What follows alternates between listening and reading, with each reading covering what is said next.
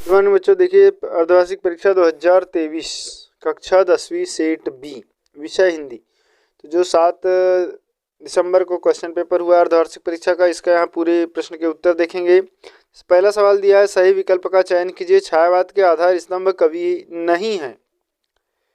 तो आधार स्तंभ कवि नहीं है, इसमें आ जाएगा फ्रेंड्स, जो कवि नहीं है में आ जाएगा सूरदास। ठीक है। इसके बाद नंद नंदन शब्द का प्रयोग किया था कृष्ण के लिए, राइट। इसके बाद देखिए नेक्स्ट क्वेश्चन अगला दिया हुआ है, रमणीयार्थ प्रतिपादक शब्द काव्यम परिभाषा, ये आचार्य विश्वनाथ की है। फिर नेताजी का चश्मा कहानी का मूलभूत भाव जो है वो देशभक्ति की भावना है।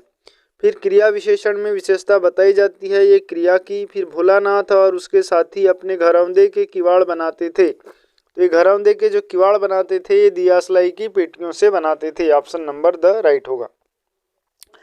इसके बाद खालिस्तान देख लेते हैं। तो खालिस्तान में देखिए पहला खालिस्तान दिया है, खालिस्तान कविता फागुन की मादकता को प्रकट कर रही है। तो अट नहीं रही है नामक जो कविता है फागुन की मादकता को प्रकट कर रही है। इसके बाद है, जहाँ एक शब्द का समान अर्थ में एक से अधिक बार क्रमशः प्रयोग होता है वहाँ खालिस्तान अलंकार होता है। तो वहाँ पुनरुक्ति प्रकाश अलंकार होता है।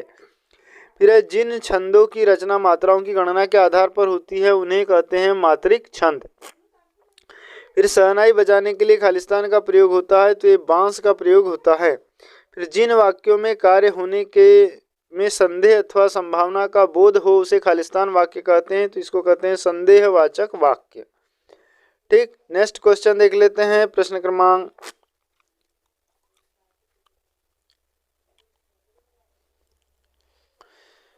अगला लिखा है कि कवि लोग स्टॉक में खालिस्तान फिल्म की शूटिंग की। तो एक गाइड आ जाएगा इसमें। फिर है, निम्नलिखित कथनों के समक्ष सत्य या असत्य लिखिए।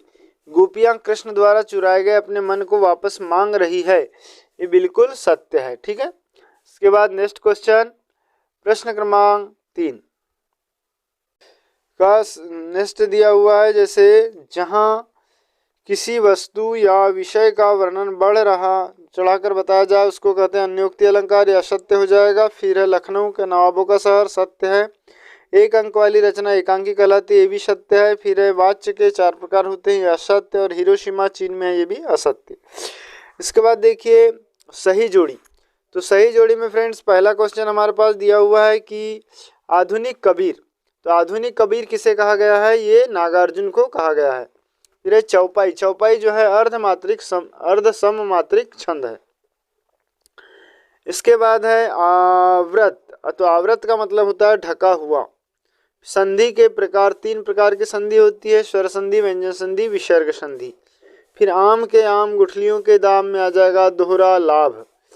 फिर ऊंच नीच में बई कियारी, जो उपजी सो भई हमारी, ऑप्शन नंबर लास्ट वाला। ठीक। इस प्रकार ये आपकी सही जोड़ी कंप्लीट होती है। नेक्स्ट देखते हैं प्रश्न क्रमांक 5। पहला दिया है, राम लक्ष्मण परशुराम संवाद रामचरितमानस के किस कांड से लिया गया है। तो इसका उत्तर हो जाएगा बाल कांड से लिया गया है। फिर रस किसे कहते हैं। तो देखिए रस क्या है, किसी काव्य को पढ़ने से, दृश्य को, नाटक को देखने से जो आनंद की उत्पत्ति होती है उसे रस कहते हैं। फिर है, मनु भंडारी के पिता रसोई को क्या कहते थे। तो रसोई को कहते थे भटियार खाना।